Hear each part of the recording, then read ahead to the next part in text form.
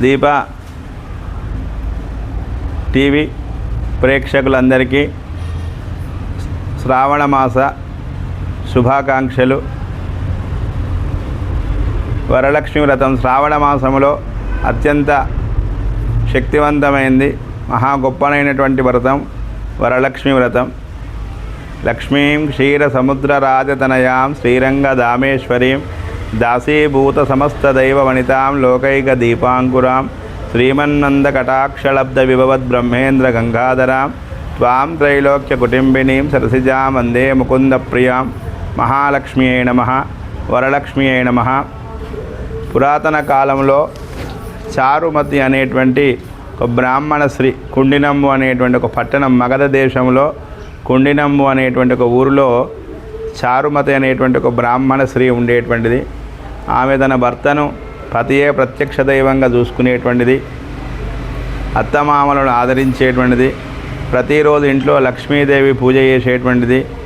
ఒకరోజు అనుకోకుండా ఆ యొక్క చారుమతీదేవి స్వప్నంలో రాత్రి కలలో అమ్మవారు కనబడి, ఓ యొక్క చారుమతి, నన్ను వరలక్ష్మీదేవి అంటారు, వరాలనిచ్చేటువంటి లక్ష్మిని, నేను ఏ వరం కోరుకుంటే ఆ వరాన్ని ఇచ్చేటువంటి తల్లిని వరలక్ష్మిని అనగానే ఆమె ఆ స్వప్నములనే రాత్రి ఆ కలలనే అమ్మవారికి నమస్కారం చేసిందట.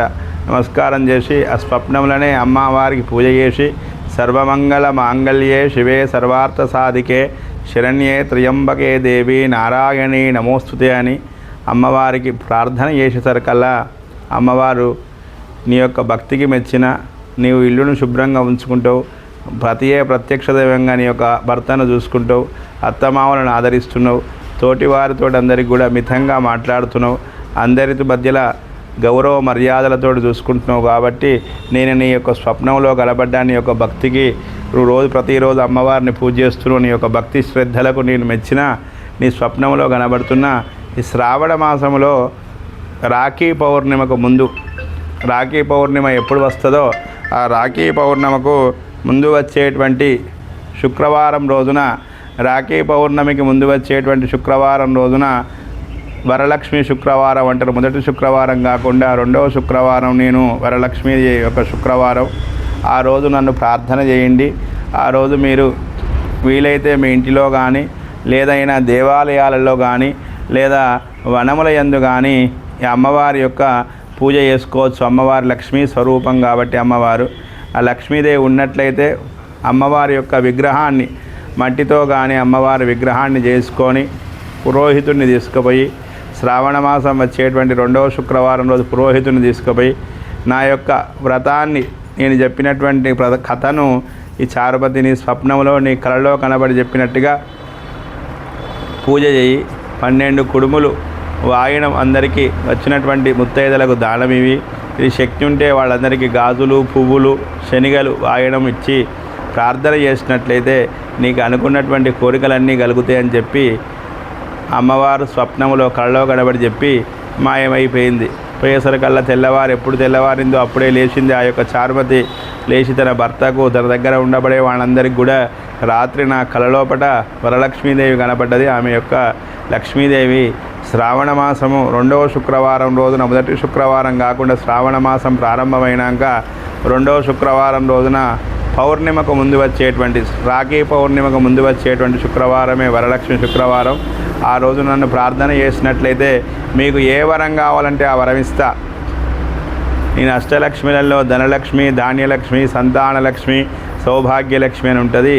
అదే కాకుండా ఇది వరలక్ష్మి, ఏ వరం కోరుకుంటే ఆ వరాన్ని ఇస్తా నేనని చెప్పి ఆ అమ్మవారు చెప్పిందని చెప్పి అందరికీ తెలియపరిచింది.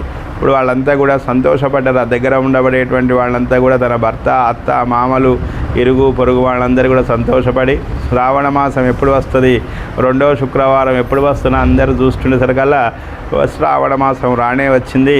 ఆ శ్రావణ మాసం ప్రారంభం కాగానే ఆ రెండవ శుక్రవారం రోజు ఆ స్వప్నంలో ఆమె ఎట్లా చెప్పిందో, ఆ లక్ష్మీదేవి కళ కనపడి ఎట్లా చెప్పిందో అదే ప్రకారంగా ఈ వరలక్ష్మి యొక్క ఈ చారుమతి తన ఇంటిలో తన యొక్క బంధువులను, మిత్రులను అందరినీ పిలుచుకొని, అప్పుడు ఈ పురాతన కాలంలో ఇలాంటి దేవుని యొక్క ఫోటోలు లేవు కాబట్టి మట్టితోటే అమ్మవారి విగ్రహాన్ని వరలక్ష్మి, లక్ష్మీ స్వరూపంగా మన దగ్గర గణపతి విగ్రహాలు చేసుకున్నట్టుగా అమ్మవారి విగ్రహాన్ని తయారు చేసుకొని అక్కడే ఆ బ్రాహ్మణోత్తముని ఆ గ్రామంలో ఉండబడే పురోహితుడిని పిలిపించుకొని ఆ పురోహితునితో ఆ వరలక్ష్మి యొక్క వ్రతాన్నంతా కూడా చేసుకొని అమ్మవారికి ధూపము దీపము నైవేద్యం పెట్టి ఆ దగ్గర ఉండబడేటువంటి ముత్తైదులందరికీ కూడా 2 తమలపాకులు శనగలు నానబెట్టిన శనగలు శక్తి తోటి ఏమైనా వీలైతే అమ్మవారి యొక్క రేవిక బట్టలు ముత్తైదకు కావాల్సిన రేవిక బట్టలు గాజులు పువ్వులు అందరికీ కూడా వాయనాలు దానం ఇచ్చింది.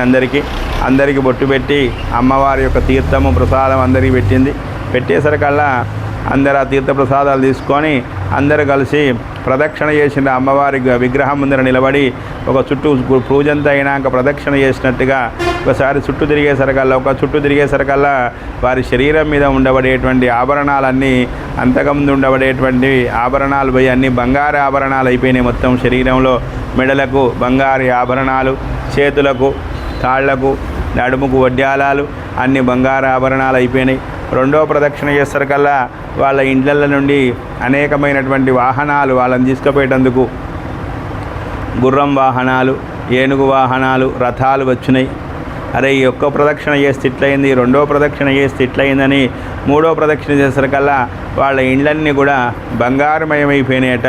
అందరూ వచ్చి అమ్మ ఏంది వ్రతం ఏంది మహత్యం ఏంది, శ్రావణ మాసం 2వ శుక్రవారం రోజు మీరు చేసేటువంటి పూజ ఏందని అందరూ అడిగేసరికల్లా వాళ్ళందరికీ కూడా అమ్మ నాకు ఇట్లా దేవత లక్ష్మీదేవి కళ్ళ కనపడి 2వ శుక్రవారం శ్రావణ మాసంలో వచ్చేటువంటి 2వ శుక్రవారం రోజు వరలక్ష్మి వ్రతం చేసుకోమన్నది.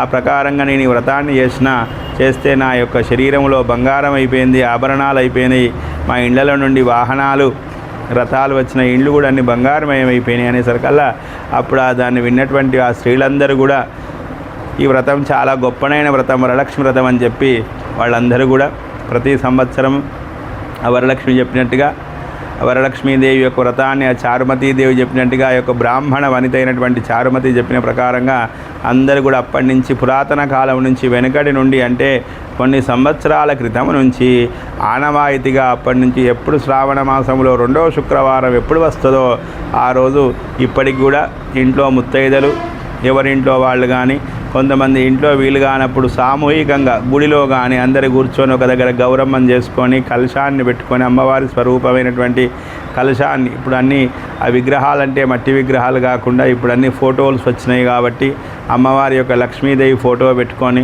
ఫోటో ముందర కలశాన్ని పెట్టుకొని ఆ చారుమతీదేవి యొక్క కథను అదే కథను ఆమె చేసినటువంటి ఆమెకు అప్పుడు స్వప్నంలో కనపడ్డది చారుమతీదేవికని ఆమె స్వప్నంలో కనపడి ఇట్లా పూజ చేసిందని ఈ 12 కుడుములు 12 వాయనాలు బ్రాహ్మణులకు బంధువులకు ఇచ్చిందని అదే కథను ఇప్పటికి కూడా చదువుకుంటూ ఆ చారుమతీదేవి యొక్క వ్రతాన్ని ఆమె చెప్పిన ప్రకారంగా ఇప్పటికీ కూడా అందరూ వరాలనిస్తుందా తల్లి అని చెప్పి వరలక్ష్మి వ్రతం అని చేస్తుంటారు.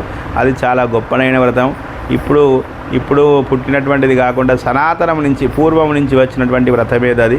ఒకవేళ శ్రావణ మాసంలో 2వ శుక్రవారం వీలుగా కాని వాళ్ళు ఆ రోజు ఏమైనా అవాంతరాలు కలిగినట్లయితే మళ్ళీ శ్రావణ మాసంలో ఇంకా మళ్ళీ తర్వాత వచ్చే 3వ శుక్రవారం కానీ 4వ శుక్రవారం కానీ ఈ వ్రతాన్ని చేసుకోవచ్చును. ఈ వ్రతాన్ని ఈ యొక్క అమ్మవారి యొక్క విశిష్టత ఇది.